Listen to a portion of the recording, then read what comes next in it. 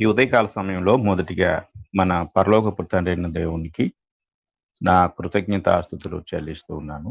అలాగే వాక్యము వినుటకు సిద్ధంగా ఉన్న ప్రియ సహోదరి సహోదరులందరికీ నా ప్రత్యేకమైన వందనములు తెలియజేస్తూ ఉన్నాను.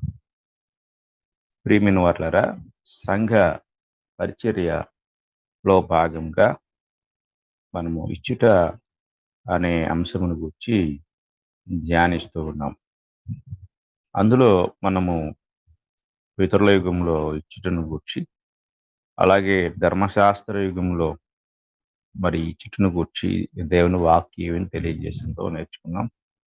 అలాగే ప్రభువైన యేసుక్రీస్తు వారు ఇచ్చుటను గూర్చి ఏం బోధించారో మనం తెలుసుకున్నాము.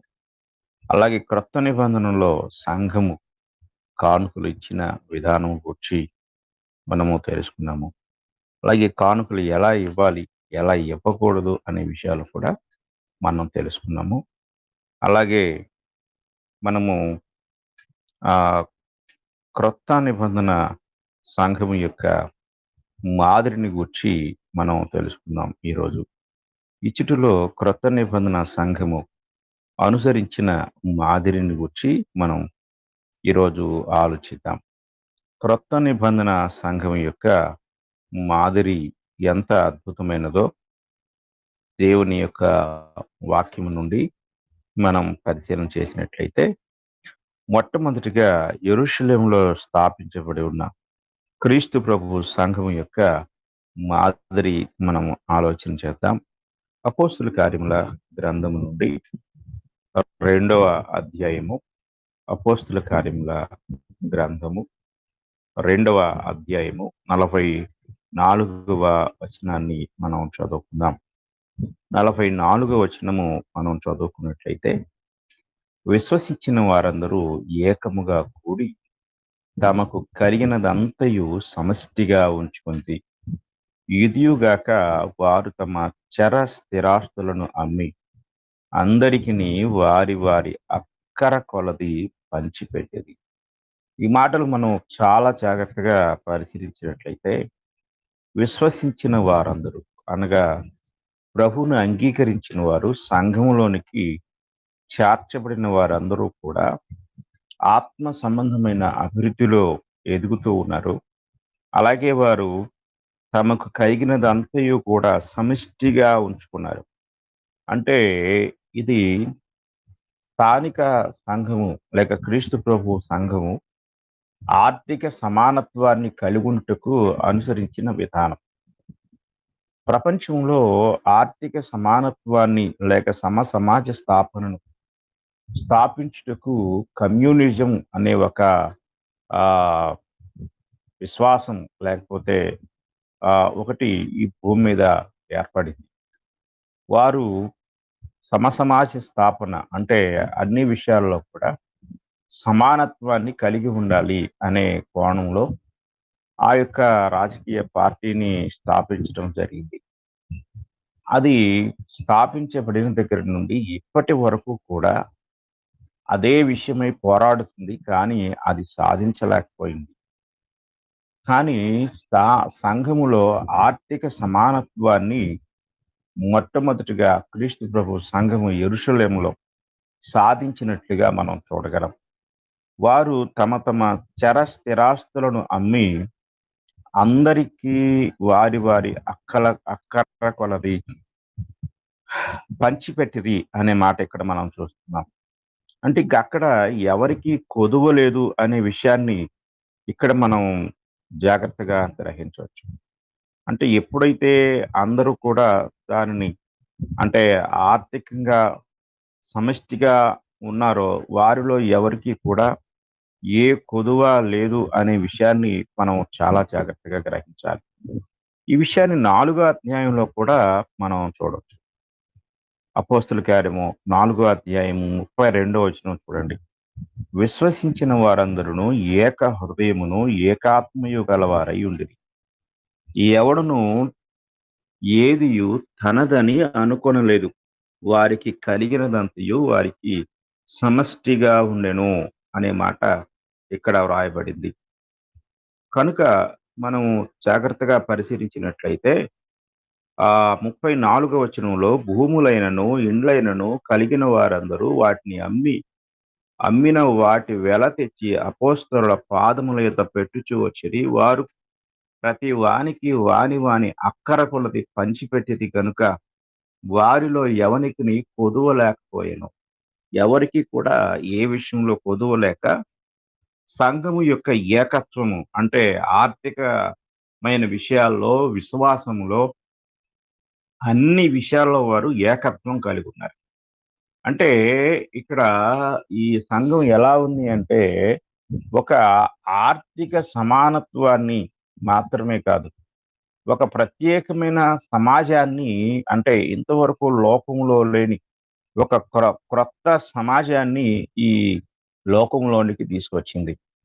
అంటే లోకంలో రకరకాల ప్రజలున్నారు. కానీ ఇక్కడ ఒకే ప్రజలున్నారు.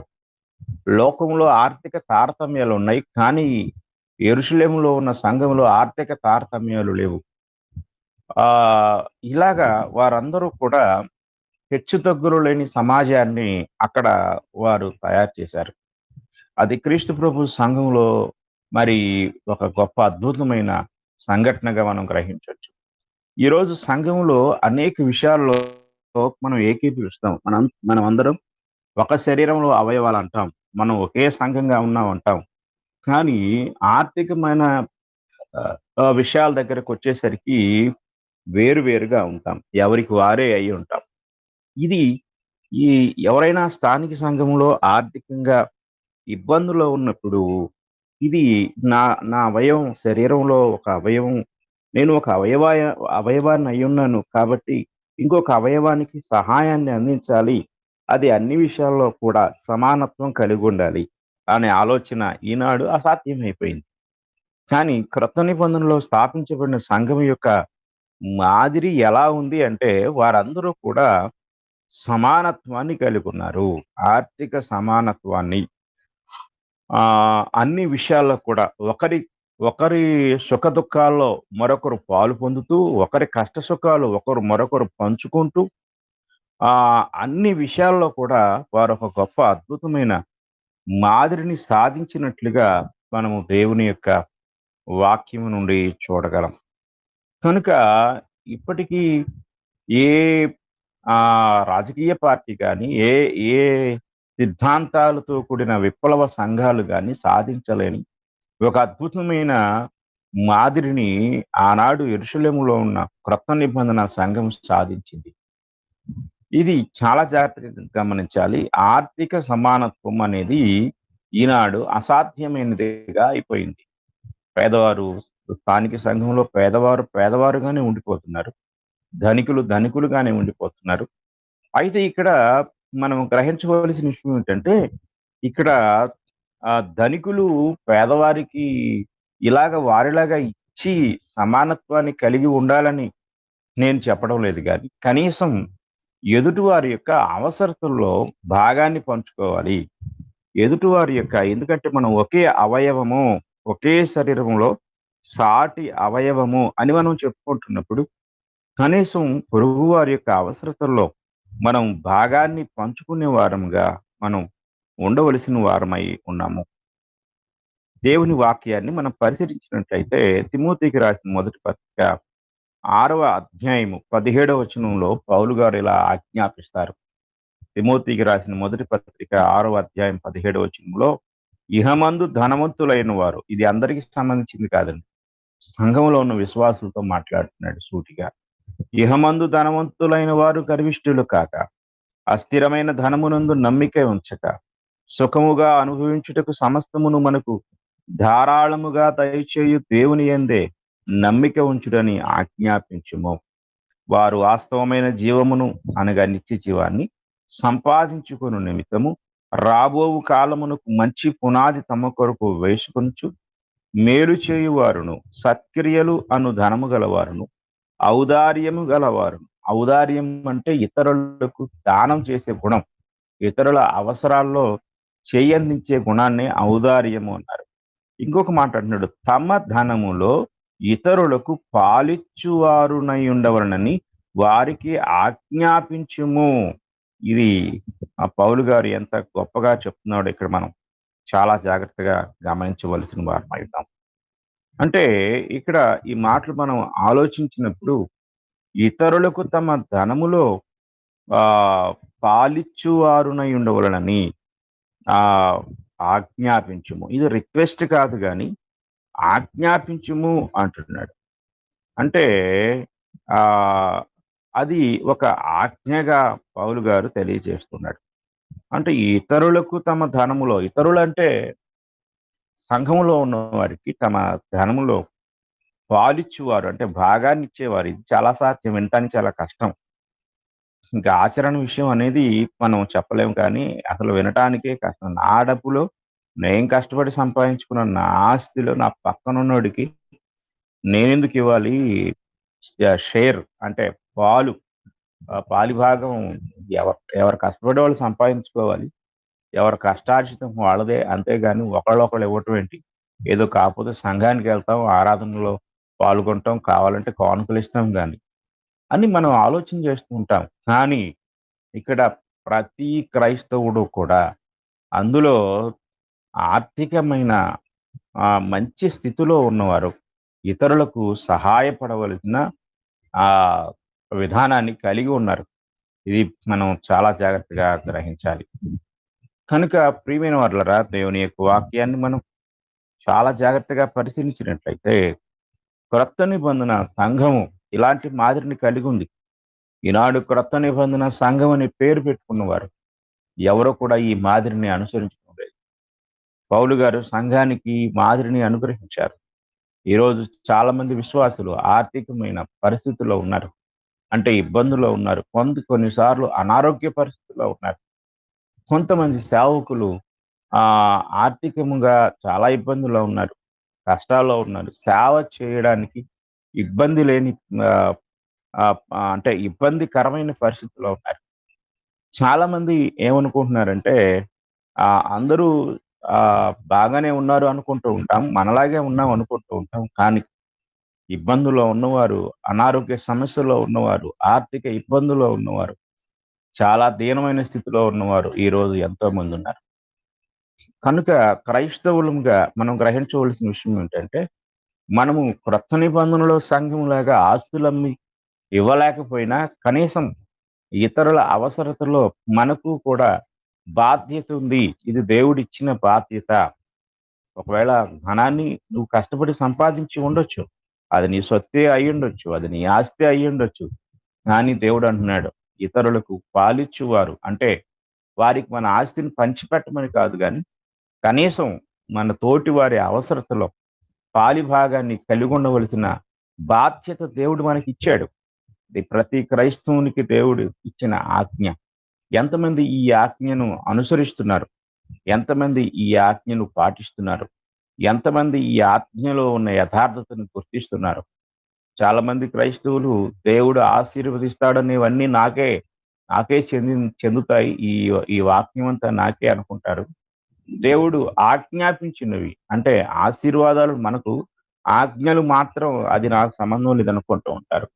ప్రియమైన వారలారా, ఇక్కడ దేవుడు ఒక చిన్న ఆహ్, కండిషన్ పెట్టాడు. దేవుని ఆశీర్వాదాలు ఎప్పుడూ కూడా షరతులతో కూడినవని గుర్తుపెట్టుకోండి. ఆజ్ఞలతో కూడినవి. ఆజ్ఞ తర్వాతనే ఆశీర్వాదం ఉంటుంది. మీరు చూడండి, ఆజ్ఞను అతిక్రమించుట ద్వారా ఆశీర్వాదాన్ని, దేవుని సహవాసాన్ని, అందమైన ఆహ్, ఏదెను తోట యొక్క ఆ గొప్ప ఆశీర్వాదకరమైన స్థితిని ఆదామవులు పోగొట్టుకున్నారు. ఆజ్ఞ అనుసరించుటలోనే అబ్రహాము ఆశీర్వదించబడ్డాడు. ఇలాగా బైబిల్ గ్రంథం అంతట్లో కూడా దేవుని ఆశీర్వాదాలు కండిషన్స్‌తో ఉన్నాయి. ఆజ్ఞలతో ఉన్నాయి. ఆజ్ఞ మనకు సంబంధం లేదనుకుంటే ఆశీర్వాదంతో కూడా సంబంధం లేదు అనే విషయాన్ని గ్రహించండి. ఆశీర్వాదం మాత్రమే కావాలి.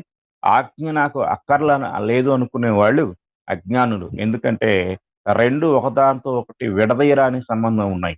ఫస్ట్ ఆజ్ఞ, దాని యొక్క నెరవేర్పు, దాని తర్వాతనే ఆశీర్వాదం. కనుక ఇక్కడ పౌలు గారు అంటున్నాడు, ఆజ్ఞాపించుము. వారికి ఆజ్ఞాపించుము. అవును, మనము ఒకరి అవసరతలో ఒకరు పాలిభాగము కలిగి ఉండాలి అనే ఆజ్ఞను కలిగున్నాం. ఇది క్రొత్త నిబంధన సంఘం. పౌలు గారు ఇలా చెప్పకముందే స్వయం ప్రకటితముగా, స్వయం ప్రేరేపితముగా ఎవరంతట వాళ్ళు ఆ యొక్క ఆర్థిక సమానత్వాన్ని కలిగి ఉన్నారు. ఇది చాలా జాగ్రత్తగా మనం గ్రహించాలి. తరువాత కొరింథులో ఉన్న సంఘాన్ని మనం చూద్దాం.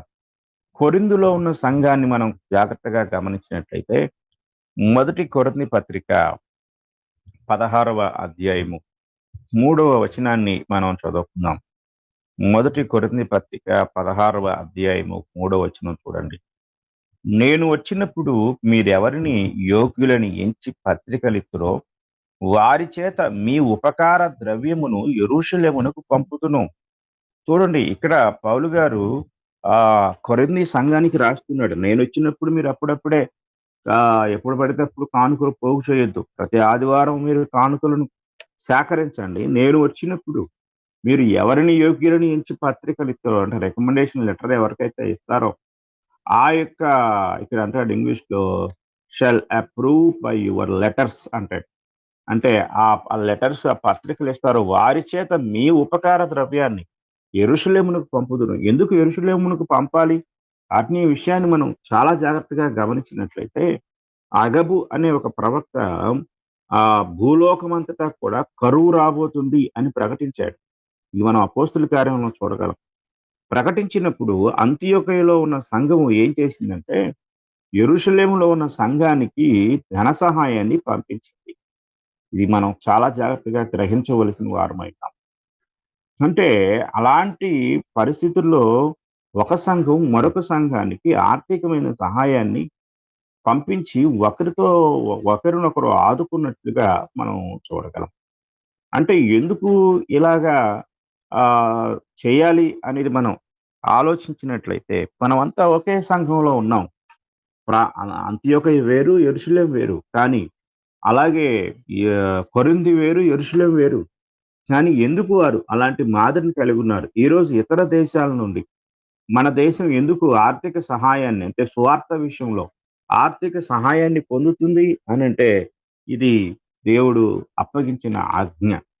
కనుకనే విదేశాల నుండి అనేక రూపాలలో వైద్యం రూపంలో చర్చి బిల్డింగులకు అలాగే సువార్థికులకు ఆర్థిక సహాయము అలాగే ఆహ్, హ్మ్. మెడికల్ ఫండ్స్ ఇలాగ ఎన్నో రకాలుగా ఉపయోగపడటానికి ధనం అనేది విస్తారంగా ఇవ్వబడతా ఉంది. ఇది ఎక్కడి నుండి వచ్చిందంటే క్రొత్త నిబంధన సంఘం యొక్క మాదిరి. క్రొత్త నిబంధన సంఘము యెరూషలేము సంఘాన్ని ఆదుకొనటానికి ఆ యొక్క ఆహ్, అంతియొకయ సంఘం సహాయాన్ని పంపించింది. అలాగే ఇప్పుడు కొరింథీ సంఘం సహాయాన్ని పంపిస్తుంది. కొరింథీ సంఘంతో పౌలు గారు చెప్తా ఉన్నాడు. ఆ తర్వాత మనం జాగ్రత్తగా గమనించినట్లయితే మాసిదోనియాలో ఉన్న సంఘాన్ని గూర్చి మనం చూద్దాం. రెండవ కొరింథీ పత్రిక మనం చదువుకున్నట్లయితే అక్కడ ఒక అద్భుతమైన విషయం మనకి కనపడుతుంది. రెండవ కొరింథీ పత్రిక 11వ అధ్యాయము 8, 9 వచనాలు మనం చదువుకుందాం. మీకు పరిచర్య చేయుటకై నేను ఇతర సంఘముల వలన జీతము పుచ్చుకొని వారి ధనము దొంగిలిన వాడనైతిని. మరియు నేను మీ యొద్దనున్నప్పుడు నాకక్కర కలిగి ఉండగా నేనెవని మీదను భారము మోపలేదు. మాసిదోనియా నుండి సహోదరులు వచ్చి నా అక్కర తీర్చిరి. ప్రతి విషయంలోనూ నేను మీకు భారముగా ఉండకుండా జాగ్రత్త పడితిని. ఇక ముందును జాగ్రత్త పడు. చూడండి పౌలు గారు కొరింథీలో సువార్త ప్రకటిస్తున్నాడు. కొరింథీలో సువార్త ప్రకటిస్తున్నప్పుడు కొరింథీ సంఘానికి సహాయం చేయాలి. ఆయన అవసరాలు తీర్చాలి. ఆయనకు ఆకలి తీర్చాలి. అవన్నీ ఎందుకంటే వాళ్ళకి బాధ్యత ఉంది. కానీ ఇక్కడ మాసిదోనియా నుండి సహోదరులు వచ్చి అక్కర తీర్చారంట. అంటే మాసిదోనియా ఆహ్, ఉన్న సంఘం మాసిదోనియాలో ఉన్న సంఘం ఎంత గొప్ప సంఘం అనేది మనం చాలా జాగ్రత్తగా పరిశీలించినట్లయితే మాసిదోనియా సంఘము ఒక గొప్ప సంఘం. మనము ఆహ్, 8వ అధ్యాయం చూద్దాం. రెండవ కొరింథీ పత్రిక 8వ అధ్యాయము మనం చూసినట్లయితే మొదటి వచనం నుండి మనం చదువుకుందాం. సహోదరులారా, మాసిదోనియా సంఘములకు అనుగ్రహింపబడి ఉన్న దేవుని కృపను గూర్చి మీకు తెలియజేయుచున్నాము. ఎలాగనగా వారు బహు శ్రమ వలన పరీక్షింపబడగా అత్యధికముగా సంతోషించిరి. మరియు వారు నిరుపేదలైనను వారి దాతృత్వం బహుగా విస్తరించెను. ఈ కృప విషయంలోను, పరిశుద్ధుల కొరకైన పరిచర్యలో పాలుపొందు విషయంలోను, మనఃపూర్వకంగా మమ్మను వేడుకొనుచు వారు తమ సామర్థ్యము కొలదియేగాక, సామర్థ్యము కంటే ఎక్కువగాను తమంతట తామే ఇచ్చిరని మీకు సాక్ష్యం ఇచ్చుచున్నారు. ఇదియుగాక మొదట ప్రభువునకును దేవుని చిత్తము వలన మాకును తమ్మును తామే అప్పగించుకున్నది. ఇంతగా చేయుదురని మేము అనుకోనలేదు. చూడండి, పౌలు గారు ఆశ్చర్యపోతూ ఉన్నారు. వారు నిరుపేదలు అయినా సరే వారి దాతృత్వం బహుగా విస్తరించింది. ఈరోజు మనం అనేక విషయాల్లో విస్తరిస్తాం. పాటలు పాడే విషయంలో విస్తరిస్తాం. వాక్యం బోధించే విషయంలో విస్తరిస్తాం. ప్రార్థనలో విస్తరిస్తాం. అనేక విషయాల్లో విస్తరిస్తాం. కానీ ఎక్కడ ఆగిపోతున్నాము అంటే దాతృత్వంలో ఆగిపోతున్నాం. దేవునికి ఇవ్వటంలో విస్తరించలేకపోతున్నాం. జాగ్రత్తగా గ్రహించాలి. ఇక్కడ పౌలు గారు మాసిదోనియా సంఘాల వారి యొక్క ఆర్థిక స్థితిని గురించి మాట్లాడుతూ వారు నిరుపేదలైనను అన్నాడు. అంటే నిరుపేదలంట వాళ్ళు. ఎంత వాళ్ళ ఆర్థిక స్థితి ఇక్కడ మనకి తెలియచేయబడతా ఉంది. కనుక మనం జాగ్రత్తగా ఆలోచించినట్లయితే పేదలు వేరు, నిరుపేదలు వేరు. వారు నిరుపేదలు అంటున్నారు. అంటే పేదరికం కంటే కూడా అట్టడుగునున్నవారు. అలాంటి వారు దేవునికి ఇవ్వటంలో ముందున్నారు. బా బహుగా విస్తరించాను అంటున్నాడు. దాతృత్వం బహుగా విస్తరించాను. ఈరోజు ప్రియమైన వారలారా, సువార్తీకరణ జరగటానికి అత్యంత అవసరమైన సాధనం ఏమిటంటే ఆర్థిక పరిస్థితి. ఈరోజు మనం చాలా జాగ్రత్తగా గ్రహించితే అంటే మనం మొదటిగా ఆర్థిక పరమైన విషయాల్లో ఎదగటానికి మనము మన స్వార్థాన్ని మొదట మనం విడిచిపెట్టాలి. మనం గమనించినట్లయితే ఒక భారతదేశంలో ఏ ఇతర దేశాల్లో కూడా లేని ఒక భారతదేశంలో ఉన్న, అలాగే మన ప్రాంతంలో ఉన్న ఒక విధానాన్ని మనం గమనించినట్లయితే ఒక సగటు వ్యక్తి తన జీవితకాలం అంతటిలో సంపాదించుకున్న ధనం వివాహంలో విచ్చలవిడిగా ఖర్చు పెడతాడు. అది ఆడంబరాన్ని, గొప్పతనాన్ని, తమకున్న ఆర్థిక స్థితిని తెలియజేయడానికి వినియోగించేది. ఇది రాను రాను కూడా ఎక్కువైపోతా ఉంది. కానీ అంతలా ఖర్చు పెట్టే ఒక సాధారణ విశ్వాసిగా ఉన్న నేను నా దేవుని పరిచర్య కొరకు ఎందుకు కనీసం అందులో 1/వ వంతైనా ఖర్చు పెట్టలేకపోతున్నాను? ఆలోచించండి. ఈరోజు చాలా సంఘాలలో సువార్తీకరణ లేదు. ఆదివారం ఆరాధన జరుగుతుంది. కనీసం సంవత్సరానికి ఒక రోజైనా, 2 రోజులైనా, 3 రోజులైనా బహిరంగ సువార్త సభలు ఏర్పాటు చేసి ఆ గ్రామం అంతటికి కూడా సువార్త ప్రకటించాలి, లేక వ్యక్తిగత సువార్త ప్రకటించాలి, కరపత్రికలు పంచాలి. ఇది నా పని. క్రైస్తవుడిగా నన్ను దేవుడు ఎందుకు ఏర్పరచుకున్నాడంటే, నేను ఏ విశ్వాసాన్ని కలిగి ఉన్నానో ఆ విశ్వాసాన్ని అనేకులకు ప్రకటించాలనే బాధ్యత దేవుడు నాకు అప్పగించాడు అనే కనీస ధర్మాన్ని ఈనాటి సంఘము విస్మరించింది. అందుకే ఈనాడు సంఘము చాలా సువార్తీకరణలో నానాటికి కూడా వెనకబడిపోతుంది. దేవుడు మన పట్ల ఒక ఉద్దేశం కలిగి ఉన్నాడు. మొదటి పేతురు పత్రిక 2వ అధ్యాయము 9వ వచనాన్ని మనం చదువుకుందాం. మొదటి పేతురు పత్రిక 2వ అధ్యాయము 9వ వచనాన్ని మనం చదువుకుంటే, అయితే మీరు చీకట్లో నుండి ఆశ్చర్యకరమైన తన వెలుగులోనికి మిమ్మును పిలిచిన వాని గుణాతిశయములను ప్రచురము చేయు నిమిత్తము. మీ బైబిల్లో ఈ మాట అండర్లైన్ చేయండి. పిలిచిన వాని గుణాతిశయములను ప్రచురము చేయు నిమిత్తము అన్నాడు. ఎందుకు దేవుడు నిన్ను పిలిచాడు చీకట్లో నుండి? పిలవటం మాత్రమే కాదు, ఆయన నిన్ను ఏర్పరచబడిన వంశముగా, రాజులైన యాజక సమూహముగా, పరిశుద్ధ జనముగా, దేవుని సొత్తైన ప్రజలుగా చేసుకున్నాడంట. ఎందుకు చేసుకున్నాడు దేవుడు నిన్ను అంటే, ఆయనను గూర్చిన గుణలక్షణాలను నీవు ప్రకటించాలి, ప్రకటించు నిమిత్తము, ప్రచురము చేయు నిమిత్తము అని వాక్యం చెప్తుంది. అంటే దేవుడు నిన్ను రక్షించుకుని ఈ ఈ నీకొక గొప్ప అత్యధికమైన ఆధిక్యతనిచ్చాడు. ఏమిటి ఈ ఆధిక్యత? నువ్వు ఏర్పరచబడిన వంశముగా, రాజులైన యాజక సమూహముగా, పరిశుద్ధ జనముగా, దేవుని సొత్తైన ప్రజలుగా ఎందుకు చేసుకున్నాడు నిన్ను అంటే, కారణం చెప్తున్నాడు. గుణాతిశయములను, పిలిచిన వాని గుణాతిశయములను ప్రచురము చేయు నిమిత్తము. కనుక ఈ పిలిచిన వాని గుణాతిశయములను ప్రచురించే బాధ్యత దేవుడు ప్రతి ఒక్కరికి అప్పగించాడు.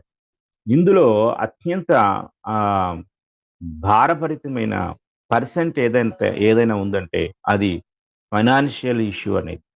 ఆర్థిక పరమైన విషయం. కనుక ఈరోజు ఆహ్, ఏ పని చేయాలన్నా ఆర్థిక విషయం చాలా ప్రాముఖ్యమైనది. ఈనాడు సంఘాలలో చాలామంది ఆర్థికంగా దేవుని కార్యాల విషయంలో ముందుకు వచ్చే విషయంలో నానాటికి వెనకబడిపోతున్నారు. ఇది మనం చాలా జాగ్రత్తగా గ్రహించాలి. కనుక మనము మన స్వార్థాన్ని విడిచిపెట్టాలి. మన కొరకు ఎంతైతే ఖర్చు పెట్టుకుంటున్నామో అందులో కొంతైనా దేవుని కొరకు ఖర్చు పెట్టే వారిగా మనం ఉండాలి. చాలామంది మంచి విశ్వాసులున్నారు. వారు నాకు తెలిసి ఒక సహోదరుడు విజయవాడలో ఒక్కడే 3 రోజులు మీటింగ్‌లు ఏర్పాటు చేశాడు. ఇంకా ఎవ్వరితో సంబంధం లేకుండా, ఎవరి దగ్గర సహాయాన్ని ఆశించకుండా 3 రోజులు తానున్న ఆ యొక్క ప్రాంతంలో ఆహ్, 3 రోజులు సాయంత్రం పూట పెట్టేవాడు. 3 రోజులు వచ్చిన వాళ్ళందరికీ భోజనాలు పెట్టాడు. భోజనాల ఖర్చు, సౌండ్ సిస్టము, లైటింగు ఇదంతా అతనొక్కడే భరించాడు. ప్రియమైన వారులారా చాలా జాగ్రత్తగా గ్రహించండి. ఇలాంటి సమర్పణతో కూడిన మన మన టార్గెట్ ఏమిటంటే నశించుచున్న ఆత్మలకు సువార్త వినిపించాలి. సువార్తను బోధించాలి అనేది దేవుడు మనకు అప్పగించిన బాధ్యత. నువ్వు ఏ రూపంలో ప్రకటిస్తావో ఎలాగైనా ప్రకటించు. కానీ నువ్వు ప్రకటించు.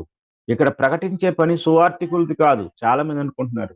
ప్రకటించటం, మీటింగ్‌లు పెట్టడం ఇదంతా సువార్తికులది అనుకుంటున్నారు. అది ఇప్పటి కాలంలో ఉన్న ఒక తప్పు ఆలోచన. కానీ మీరు అపోస్తుల కార్యముల గ్రంథానికి వెళ్ళినట్లయితే, అపోస్తుల కార్యముల గ్రంథంలో మరి మొదటి శతాబ్దంలో ఉన్న సంఘం ఏం చేసిందో మీరు చూసినట్లయితే, అపోస్తుల కార్యముల గ్రంథం 8వ అధ్యాయం 3వ వచనాన్ని మనం చదువుకుందాం.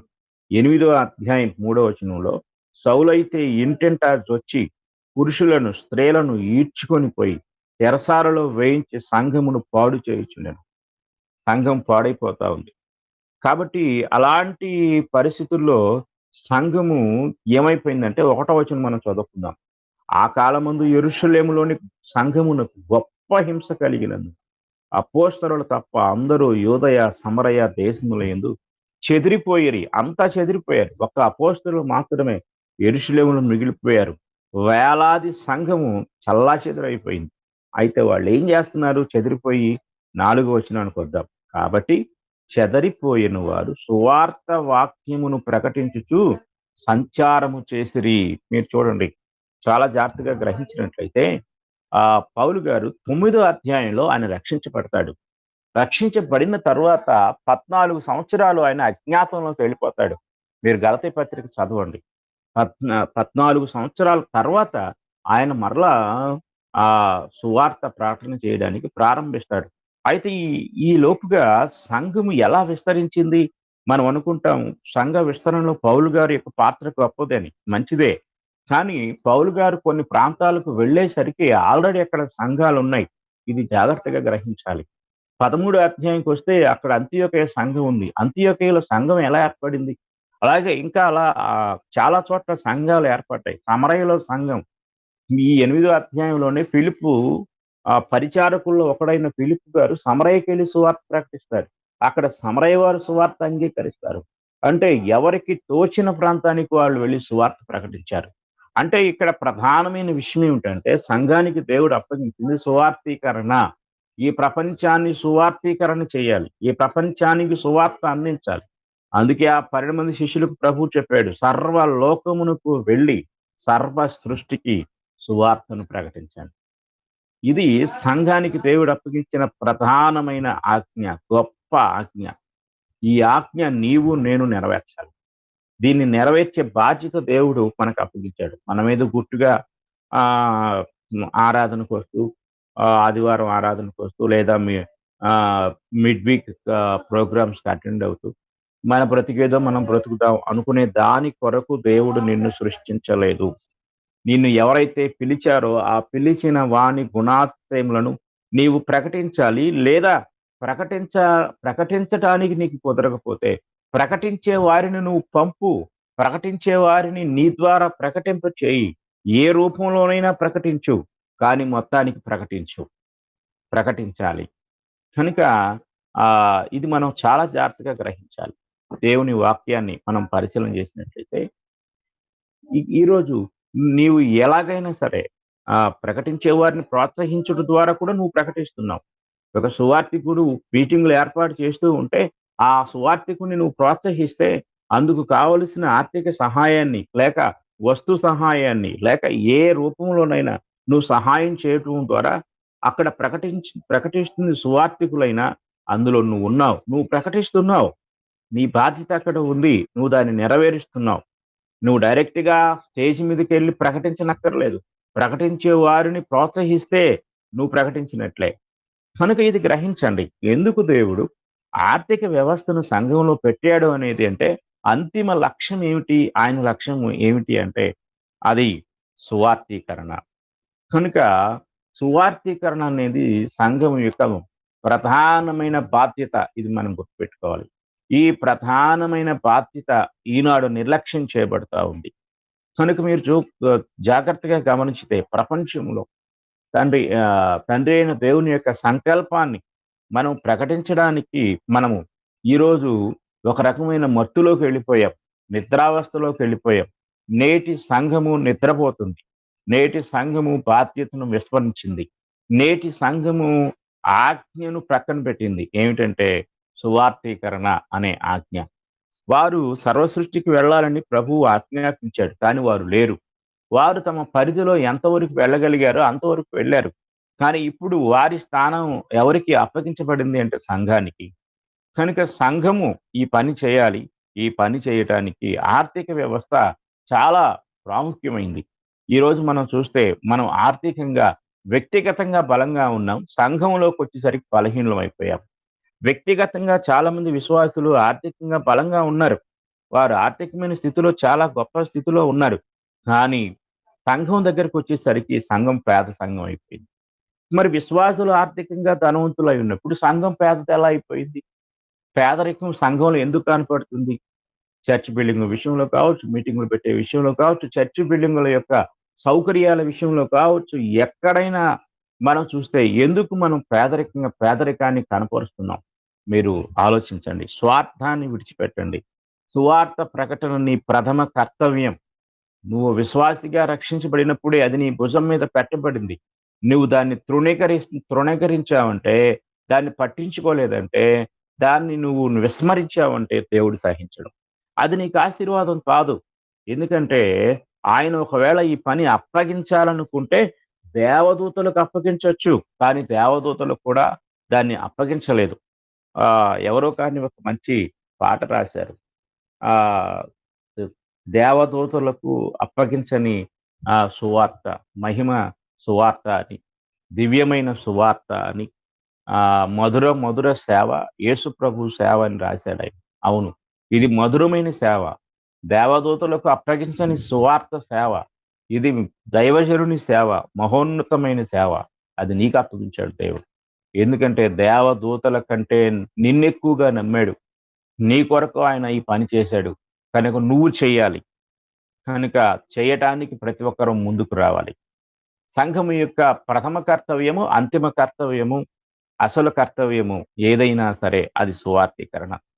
అందుకే ఎందుకు విదేశాల నుండి వారి కుటుంబాలను వదులుకొని ఎందుకు అక్కడున్న సహోదరులు వాతావరణం గిట్టకపోయినా, వారికున్న సౌకర్యాలు ఇక్కడ లేకపోయినా, సౌకర్యాలను త్యజించి వాతావరణాన్ని తట్టుకొని కొన్నిసార్లు అనారోగ్యం పాలై, కొన్నిసార్లు ఇక్కడే ప్రాణాపాయకరమైన స్థితిలోనికి వెళ్ళిపోతున్నారు.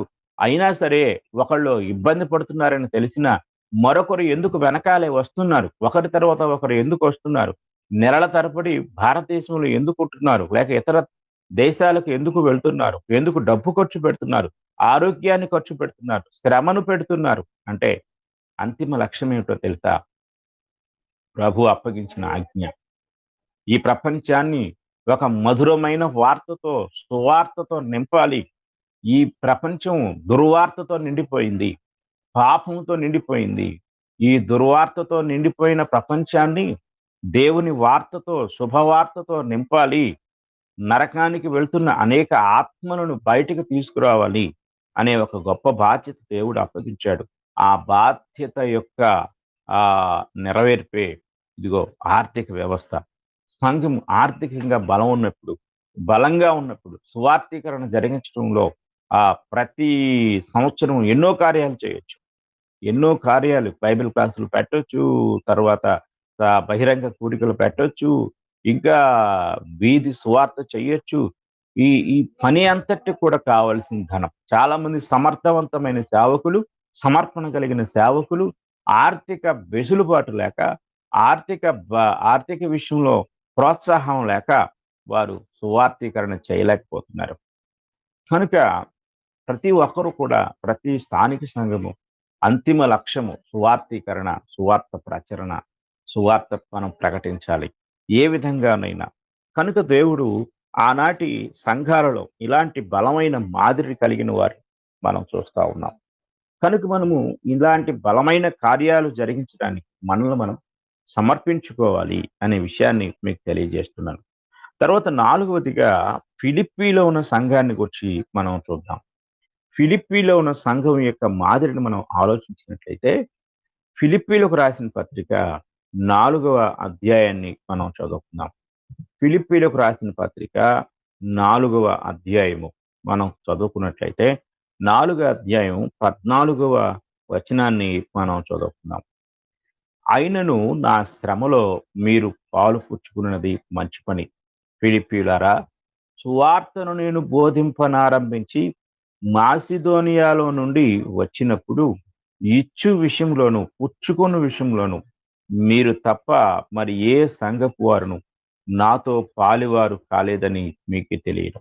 ఇలాగ ఇక్కడ పౌలు గారు మీరు తప్ప అనే మాట ఉపయోగించినప్పుడు మిగిలిన సంఘాలన్నీ కూడా కిందకి వెళ్ళిపోయాయి. ఫిలిప్పి సంఘమే శిఖరాగ్రానికి వెళ్ళిపోయింది, కిరీటం అయిపోయింది. అందుకే పౌలు గారు వారిని అంటాడు, నా కిరీటమునయున్న వారులారా అంటాడు. చాలా జాగ్రత్తగా మనం గ్రహించవలసిన వారమైనా. కనుక చూడండి 1వ వచనంలో అంటాడు, కావున నేను అపేక్షించి నా ప్రియ సహోదరులారా, నా ఆనందమును నా కిరీటమునయున్న నా ప్రియులారా, ఇట్లు ప్రభునందు స్థిరులయుండుడి అంటాడు. అంటే ఫిలిప్పి సంఘము పౌలు గారికి ఒక కిరీటము లాంటి సంఘం.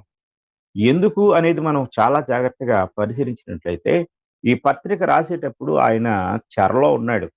చెరలో ఉన్నప్పటికీ కూడా ఆ యొక్క సంఘంలో, అంటే ఫిలిప్పి సంఘంలో ఎపఫ్రోదితు అనే ఒక వ్యక్తిని, ఒక యవనస్తుడిని పురమాయించి రోముకి ఆయన్ని పంపించారు.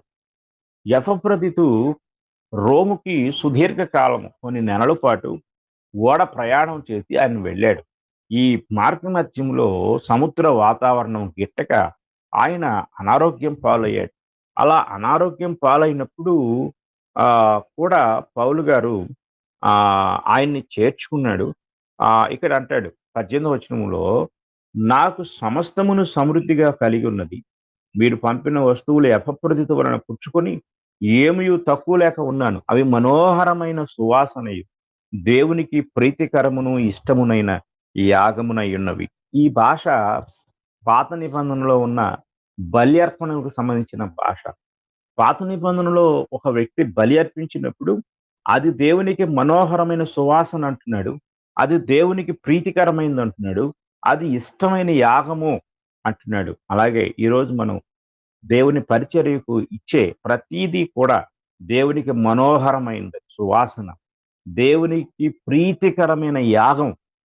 ఇది దేవుడు అలా దాన్ని స్వీకరిస్తూ ఉంటాడు. ఇది మనం చాలా జాగ్రత్తగా గ్రహించాలి.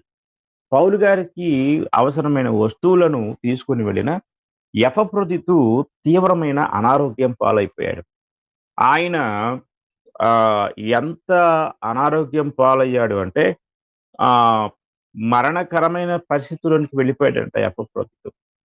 పౌలు గారు కూడా కంగారు పడిపోయాడు. అంటే ఆయన తీవ్రమైన అనారోగ్యం పాలయ్యాడు. ఇక్కడ మనము చాలా జాగ్రత్తగా పరిశీలించినట్లయితే, అలాంటి స్థితుల్లో చూడండి 26 వచనం మనం చదువుకుందాం. రెండో అధ్యాయం 26 వచనంలో, అతడు రోగి ఆయనని మీరు వింటిరి గనుక, అతడు మిమ్మునందరిని చూడ మిగుల అపేక్ష గలవాడై విచారపడుచుండెను. నిజముగా అతడు రోగి అయి చావునకు సిద్ధమైనను గాని, దేవుడు అతన్ని కనికరించెను. అతని మాత్రమే గాక నాకు దుఃఖం మీద దుఃఖం కలుగుకొనుటకై నన్నును కనికరించెను.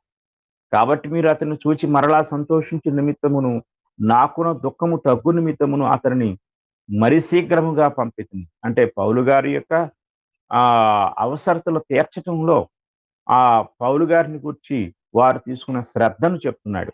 నా యెడల మీ ఉపచర్యలో ఉన్న కొదువను తీర్చుటకై అతడు తన ప్రాణమునైనను లక్ష్యపెట్టక క్రీస్తు యొక్క పని నిమిత్తము చావునకు సిద్ధమైయుండెను. గనుక పూర్ణానందముతో ప్రభువునందు అతన్ని చేర్చుకుని అట్టి వారిని ఘనపరచుడి అంటాడు. అంటే ఫిలిప్పి నుండి రోముకు ఈ అపమృతికి వెళ్ళాడు. ఈ ప్రయాణంలో ఆయన చాలా ఇబ్బందులు పడ్డాడు. తీవ్రమైన అనారోగ్యానికి అంటే మరణావస్థకి వెళ్ళిపోయాడు దాదాపుగా. కానీ మరలా దేవుడు కనికరించాడు. తిరిగి ఫిలిప్పీకి ఆయన బయలుదేరి వచ్చాడు. ఆయన్ని చేర్చుకోమని పౌలు గారు ఉత్తరం రాసుకున్నాడు. కనుక ఇక్కడ ఫిలిప్పీ సంఘము యొక్క త్యాగం, ఒక యవనస్తుడు మరణాన్ని ఎదిరించి మరి పౌలు గారి దగ్గరికి వెళ్ళటము, ప్రాణాలకు తెగించి ఆయన ఆ ఫిలిప్పీ సంఘం ఇచ్చిన వస్తువులు వారికి ఇవ్వటం, ఇదంతా మనం చూస్తా ఉంటాం. అంటే దీని అంతట్లో ఏముంది అనేది మనం చాలా జాగ్రత్తగా ఆలోచన చేసినట్లయితే, పరిచర్య విషయంలో బాధ్యతను మనం చూస్తూ ఉంటాం. ఇది జాగ్రత్తగా మనం గ్రహించాలి.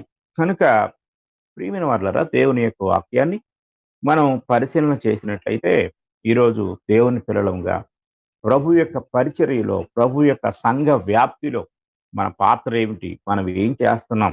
మనం గ్రహించండి. ఇక్కడ 4 సంఘాల మాదిరిని మనం చూస్తున్నాం. మొదటి సంఘం యెరూషలేములో ఉన్న సంఘం, తర్వాత కొరింథులో ఉన్న సంఘం, మాసిదోనియాలో ఉన్న సంఘం, ఫిలిప్పీలో ఉన్న సంఘం. ఈ సంఘాలన్నీ మాదిరి. ఎంత అద్భుతమైన మాదిరి కలిగి, ఒకవైపు అపోస్తలులను ప్రోత్సహిస్తూ, మరొక వైపు మరి సంఘాన్ని ప్రోత్సహిస్తూ, పరిచర్యను ప్రోత్సహిస్తూ, అందులో వారు సజీవ యాగమైపోయారు. ప్రాణాలకు తెగించారు. ప్రాణాలనిచ్చారు. వారి యొక్క కుటుంబాలను పోగొట్టుకున్నారు. దీనంతటికీ కారణం ఒకటే, సువార్తీకరణ. ఈ ప్రపంచాన్ని సువార్తతో నింపాలనే ఏకైక లక్ష్యమే వారిని అలాగ చేసింది. అందులో వారు తమ యొక్క ఆస్తులను దేవునికిచ్చారు. ధనాన్ని ఇచ్చారు. ప్రాణాలను ఇచ్చారు. ఆరోగ్యాన్ని ఇచ్చారు. కుటుంబాలను పోగొట్టుకున్నారు. చూస్తా ఉంటాం. అంటే మనకు వారు గొప్ప మాదిరిని ఉంచిపోయారు. కనుక ప్రియమైన వారలారా, మనం కూడా క్రొత్త నిబంధన సంఘం యొక్క మాదిరిని ఆ ప్రారంభ దినాల్లో సువార్త ఉద్యమం అగ్నిలా ఎగిసిపడింది. అది అనేక ప్రాంతాలకు వ్యాపించింది. పాపాన్ని దహించే ఒక గొప్ప అద్భుతమైన సాధనంగా సువార్త అనేక ప్రాంతాలను అలవోకగా దాటిపోయింది. హై స్పీడ్‌లో వెళ్ళిపోయింది ఒక మాటలో చెప్పాలంటే. కారణం ఏంటంటే, నిస్వార్థమైన సంఘము యొక్క పరిచర్య, త్యాగము, ధన సహాయము, అలాగే ప్రోత్సాహం, ఇవన్నీ కూడా సంఘ వ్యాప్తికి తోడ్పడ్డాయి. ఈరోజు మన సంఘాల్లో మన వ్యాప్తి ఎలా జరుగుతుంది? మనం సువార్తీకరణ జరిగించడానికి మనం ఎంతవరకు ముందుకొస్తున్నాం? అందులో మన ధనం ఎంతవరకు ఖర్చు పెట్టగలుగుతున్నాం? స్వేచ్ఛగా నేను ఈ మాట కోసం ఎదురు చూస్తున్నాను. ఈ సంవత్సరం మనం సువార్త ప్రకటించాలి అని సంయుక్తంగా స్థానిక సంఘంలో ఉన్న వారందరూ కూడా ముందుకు వచ్చి ప్రతి ఒక్కరం కూడా సువార్త ప్రకటించాలి. ఇక్కడ మనం నిరుత్సాహపడకూడదు. ఎందుకంటే ఎవరు వస్తున్నారండి, ఎవరు వింటున్నారండి అనేది కాదు. నువ్వు ఆజ్ఞను నెరవేరుస్తున్నావా లేదనేది పాయింట్. ఇక్కడ మనం గ్రహించవలసిన వారమై ఉన్నాం. సువార్తీకరణ ప్రతి క్రైస్తవుని యొక్క బాధ్యత. ఇందుకొరకే దేవుడు ఈ యొక్క కానుకలు అనే భాగాన్ని ఆయన మనకు అప్పగించారు. కనుక మనం ఎంతో జాగ్రత్తగా ఈ విషయాలను ఆలోచించి ప్రతి ఒక్కరూ కూడా మరి ఈ యొక్క విషయాన్ని గ్రహించాలని, ప్రతి ఒక్కరూ కూడా దేవునికి ఇచ్చే విషయంలో నిస్వార్థంగా, సమర్థవంతంగా, త్యాగపూరితంగా ఈ సంఘాలు ఏ విధంగా ఆనాటి సంఘాలు మనకు మంచి మాదిరిని చూపిస్తున్నాయో, మనము వారి మాదిరిని కలిగి, మన మాదిరిని మన భవిష్యత్ తరాలకు ఇచ్చేవారంగా మనం ఉండాలని మీకు తెలియజేస్తూ, ఈ మాటలు ముగిస్తూ ఉన్నాను. అందరికీ వందనములు.